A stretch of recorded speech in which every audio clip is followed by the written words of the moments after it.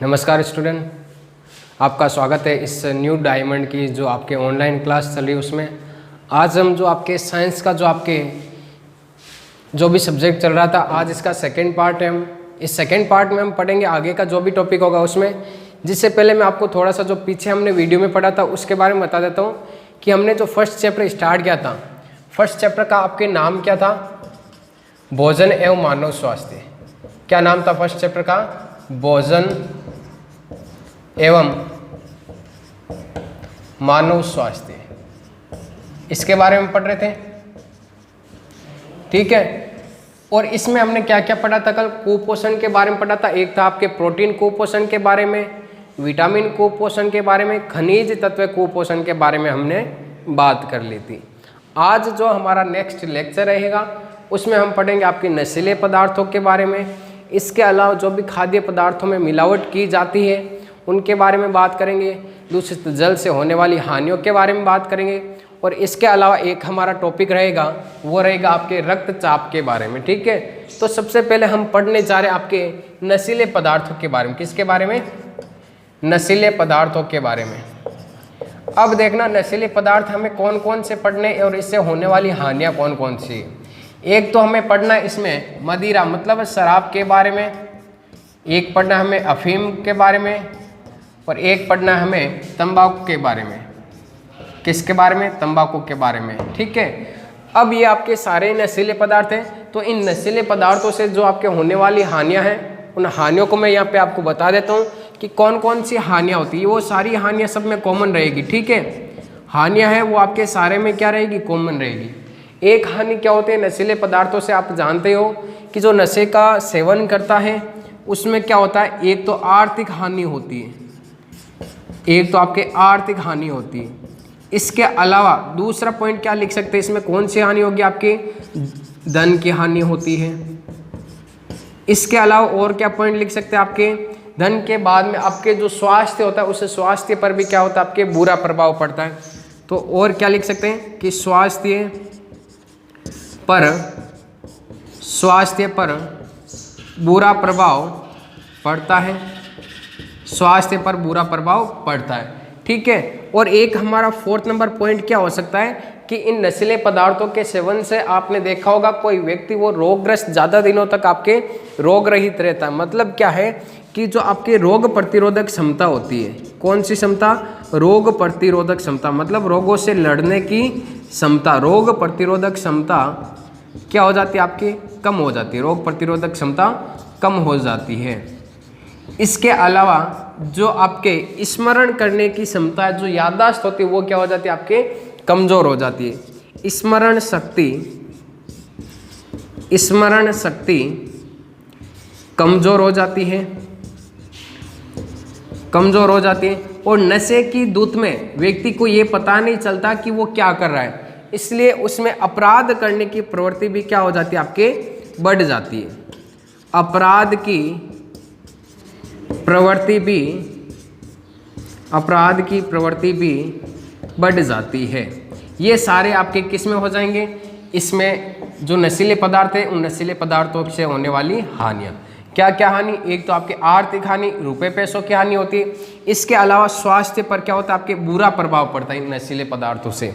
अगला पॉइंट क्या होता है कि रोगों से लड़ने की क्षमता शरीर की क्या हो जाती है? कम हो जाती है। मतलब रोग प्रतिरोधक क्षमता क्या हो जाती है? आपके कम हो जाती है। और जो स्मरण करने की जो क्षमता है, शक्ति है, वो क्या हो जाती है? कमजोर हो जाती है। और अपराध करने की प्रवृत्ति भी क्या होती है? आपके बढ़ती। ये सारों में हानियाँ क्या होगी? आपकी कॉमन हानियाँ रहेगी, इनको आप याद रखना। अब सबसे पहला हमारे यहाँ पे है मदिरा मतलब शराब के बारे में।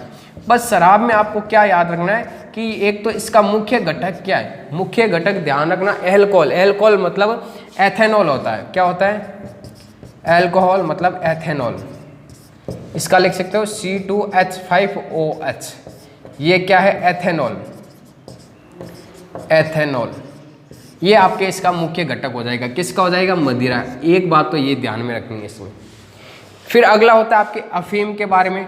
अफीम में आपको क्या याद रखना है? एक तो इस अफीम के पादप का वैज्ञानिक नाम क्या होता है? अफीम के पादप का वैज्ञानिक नाम आपके पेपेवर सोमनिफेरम। क्या होता है? पेपेवर सोमनिफेरम। सोमनीफेरम, ये आपके इस अफीम के पादप का वैज्ञानिक नाम हो जाएगा। ये ध्यान में रखना इस अफीम का, ठीक है। अगला है आपके तंबाकू। इस तंबाकू के पादप का वैज्ञानिक नाम क्या हो जाएगा आपकी? निकोटिएना टोबेकम। क्या हो जाएगा?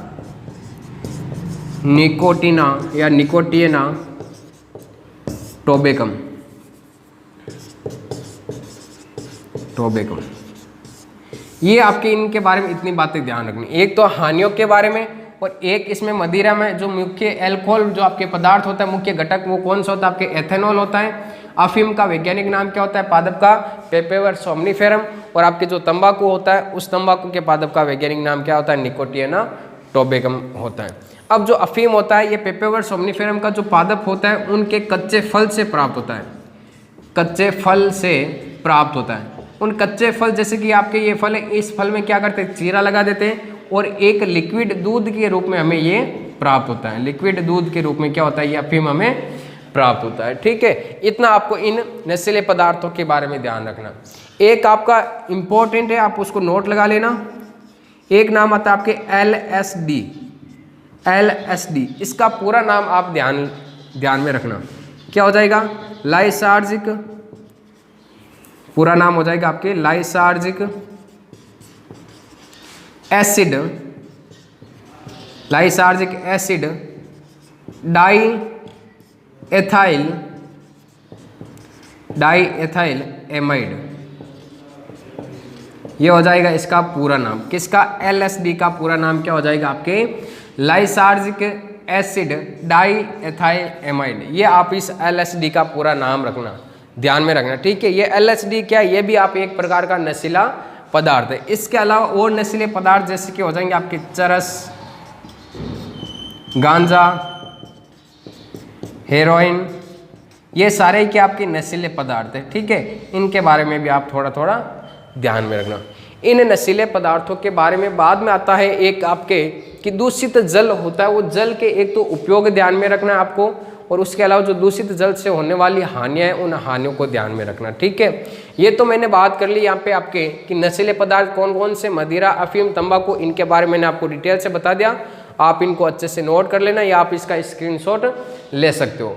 फिर आगे चलते हैं हम आपके कि जल के पहले तो हम पढ़ेंगे एक तो उपयोग, जल के क्या पढ़ेंगे? उपयोग। उन जल के उपयोग के बाद में अगला पॉइंट पढ़ेंगे हम दूषित जल से होने वाली हानियों के बारे में, दूषित जल से होने वाली हानियों के बारे में, ठीक है। तो आगे बात करते हैं हम जल के उपयोग के बारे में। जल के उपयोग, जल के उपयोग आप सारे जानते होंगे कि जल हमारे लिए क्या उपयोगी है। तो एक बात तो इसमें ध्यान रखना कि ये जल क्या करता है हमारे शरीर में। एक तो जो जल की मात्रा होती है उसको कंट्रोल में रखने का, या जल की मात्रा संतुलित रहती है। इसके अलावा जो अपशिष्ट पदार्थ होते हैं उन अपशिष्ट पदार्थों के निष्कासन में क्या होता है? जल जरूरी है। अपशिष्ट पदार्थों के निष्कासन में। अगला हो जाएगा आपके ताप नियंत्रण में। ताप नियंत्रण के बाद में रोग प्रतिरोधक क्षमता बढ़ाने में, रोग प्रतिरोधक क्षमता बढ़ाने में, ठीक है। और इसके अलावा एक आपके उपयोग हो जाएगा इसमें कि जो जल होता है उस जल के द्वारा हमारे शरीर में जो भी समस्त क्रियाएं होती है, उपापचय क्रियाएं, जैसे कि भोजन के पाचन की क्रियाएं, विशेष प्रकार की जो क्रियाएं होती है वो भी किसके द्वारा होती है? आपके जल के माध्यम से होती है। तो आप यहाँ पे लिख सकते हो उपापचय क्रियाएं, ये भी आपके किसके द्वारा होती है? जल के द्वारा। इसीलिए क्या आपके जल जरूरी है इन क्रियाओं के लिए, ठीक है। हमारे शरीर के लिए पढ़ रहे हैं जल का उपयोग, ये नहीं कि हमारे दैनिक जीवन में जल क्यों आवश्यक है, ये हम पढ़ रहे हैं आपके शरीर के लिए जल क्यों आवश्यक है, वो हम यहाँ पे इनके उपयोग पढ़ रहे हैं, ठीक है। ऐसा नहीं कि आप दैनिक जीवन में इनका उपयोग लिख दो। अब ये तो हो गए जल के उपयोग। इसके अलावा हमें यहाँ पे ध्यान रखना है कि दूषित जल से होने वाली हानियाँ, दूषित जल से होने वाली हानियों में क्या होता है कि एक हानि तो क्या हो जाएगी? हम बीमार हो जाते हैं। क्या हो जाते हैं? बीमार। इसके अलावा एक हानि ध्यान में रखना आप कि दूषित जल पीने से क्या होता है? हैजा पेचिस जैसी क्या हो जाती है आपकी बीमारी हो जाती है, संक्रामक बीमारी हो जाती है ऐसी। और इसके अलावा एक राजस्थान में पहले पुराने टाइम में एक आपके दूषित जल से होने वाला एक रोग था, उस रोग को बोलते हैं बाला या नारू रोग। बाला या नारू रोग, इस रोग को ध्यान में रखना, वेरी वेरी इंपॉर्टेंट है, इसको आप नोट लगा लेना, बाला या नारू रोग। ठीक है, बाला या नारू रोग ये राजस्थान में पाया जाता था पहले पुराने टाइम में। अब तो इसका क्या इलाज हो गया, पूरा उपचार हो गया, तो ये अब इतना नहीं होता। इसमें क्या होता था कि जो हाथों की अंगुलियां वो क्या हो जाती थी आपके कट जाती थी। क्यों? इसके अंदर जो आपके दूषित जल होता है उसके अंदर एक आपके कृमि पाया जाता था, उस कृमि का नाम है कृमि ड्रैकनकुलस, ड्रैकनकुलस मेडिनेसिस। ये आपके एक क्या पाया जाता था कृमि। कृमि का नाम क्या पूरा ध्यान रखना, ड्रैकनकुलस मेडिनेसिस कृमि था। इस कृमि के द्वारा कौन सा रोग होता था आपके बाला या नारू रोग। अब क्या होता है बाला या नारू रोग में कि आपके जो हाथों की अंगुलियां होती है वो क्या हो जाती थी, कट हो जाती थी। पुराने टाइम में ये आपके राजस्थान में पाया जाता था। कौन सा रोग? बाला या नारू रोग। ठीक है, तो मैंने आपको यहाँ पे बाला या नारू रोग के बारे में बता दिया। दूषित जल से होने वाली हानियां देख ली हमने और आपके जल के शरीर में उपयोग यहाँ पे हमने पढ़ लिए। अब हमारा जो टॉपिक होगा नेक्स्ट टॉपिक, वो टॉपिक होगा आपके ब्लड प्रेशर के बारे में, रक्तचाप के बारे में पढ़ेंगे। किसके बारे में पढ़ेंगे? रक्तचाप के बारे में पढ़ेंगे। ठीक है, अब देखो अगला हमारा टॉपिक कौन सा आपके रक्तचाप के बारे में।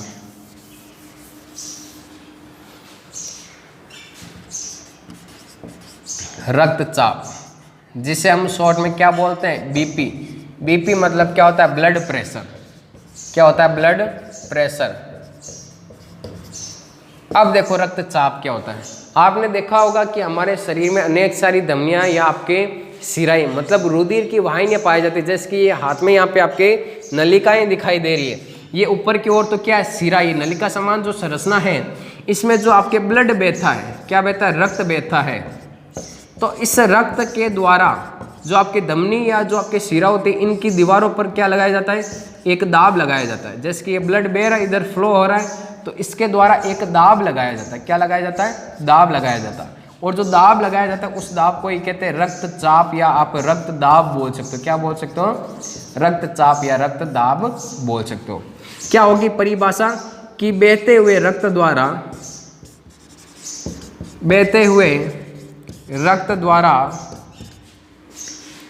रुधिर वाहिनियों पर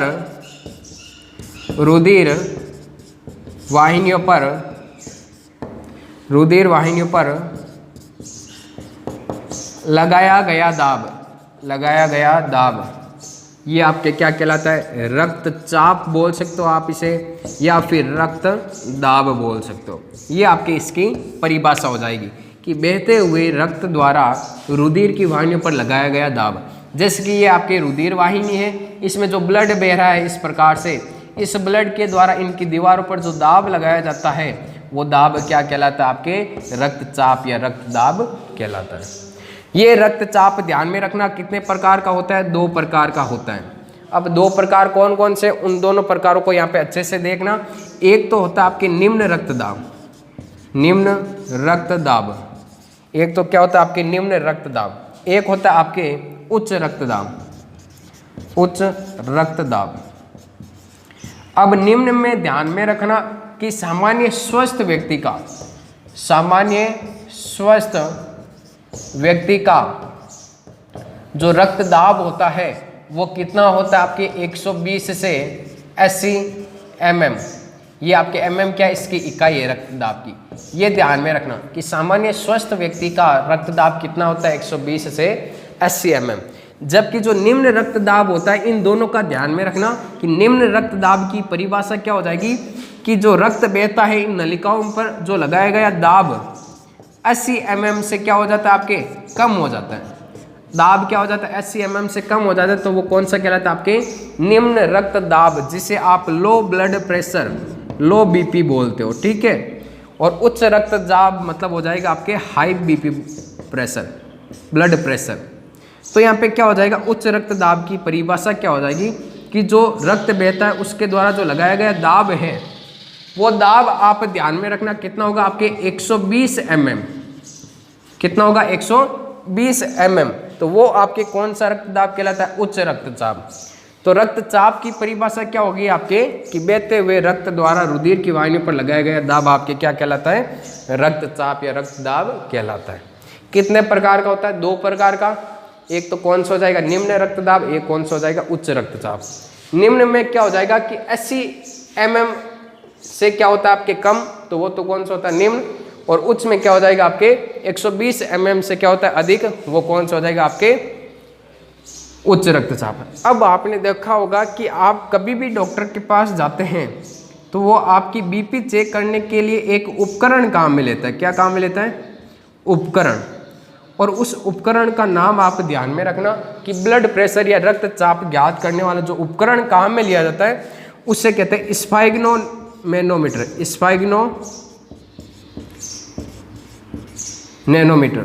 मैनोमीटर कहते हैं, ठीक है, स्फाइग्नोमैनोमीटर। या हिंदी में बात करें तो कहते हैं रक्तचाप मापी। उपकरण देखा होगा आपने डॉक्टर के पास, उसके पास इस प्रकार का एक उपकरण रहता है, ठीक है, और इसमें बीच में एक नली लगी हुई होती है। इसमें जो भी लिक्विड भरा होता है वो आपके ऊपर चढ़ता है। इसमें जो लिक्विड भरा रहता है वो रहता है आपके पारा, Hg। क्या भरा रहता है? पारा, जिसका प्रतीक क्या होता है आपके? Hg होता है, ठीक है। क्या भरा होता है? पारा। इतना मैंने बता दिया। उपकरण ध्यान में रखना। निम्न रक्तदाब कितना होता है? 80 mm से कम। और उच्च रक्तदाब कितना होता है आपके? 120 mm से अधिक होता है। ये मैंने आपके ब्लड प्रेशर के बारे में यहाँ पे डिटेल से बात कर ली। अब ध्यान रखना ये ब्लड प्रेशर होता क्यों है? आपने देखा होगा कि ब्लड प्रेशर होने का एक ही कारण है। क्या कारण है? ज़्यादातर जो आपके ब्लड प्रेशर हाई क्यों होता है कि जो आपके रक्तचाप रहता है उसके द्वारा जो ब्लड फ्लो हो रहा है वो आपके एकदम तुरंत सही प्रभाव से फ्लो नहीं होता है, कहीं ना कहीं अवरुद्ध लगा होता है।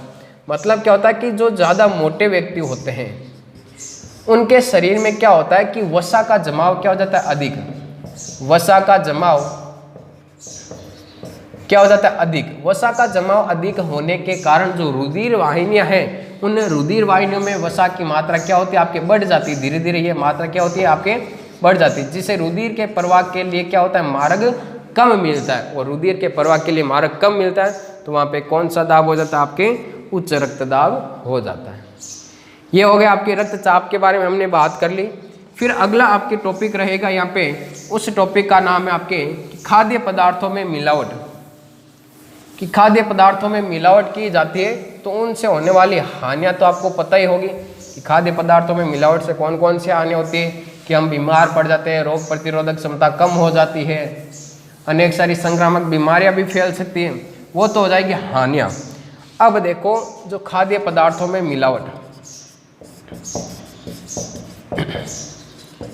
मिलावट में आपको बस इतना ही ध्यान रखना है। एक तो जो आप गोभी लाते हो बाजार से, है ना, उस गोभी में जो आपकी सफ़ेदी है उस सफ़ेदी को बनाए रखने के लिए उसमें सिल्वर नाइट्रेट का छिड़काव किया जाता है। किसका? सिल्वर नाइट्रेट का छिड़काव किया जाता है। किसमें? इस गोभी में। किसके लिए किया जाता है? उसकी सफ़ेदी बनाए रखने के लिए।